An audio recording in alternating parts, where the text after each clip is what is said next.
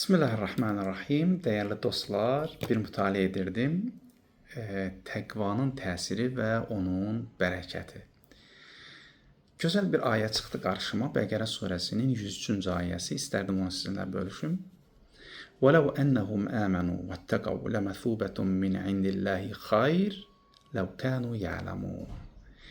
Deyir, əgər onlar iman gətirsəydilər, əgər onlar təqvalı olsaydılar, əlbəttə ki, Allah tərəfindən olan savab daha yaxşı olardı. Yəni, Allah onlara daha çox savab verərdi. Əgər bilsəydilər. Bilirsiniz ki, Allah bizim bütün əməllərimizin qarşılığında bizə mükafat nəzərdə tutur. Yəni, mükafatsız bu dünyada heç bir şey yoxdur.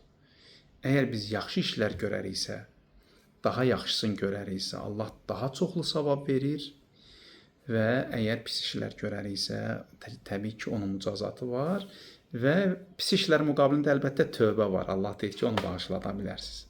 Burada iman gətirsəydilər, təqvalı olsaydılar, deyir, Allah daha çoxunu verərdi, daha yaxşısını verərdi. Allah bizi imanlılardan və təqvalılardan qərar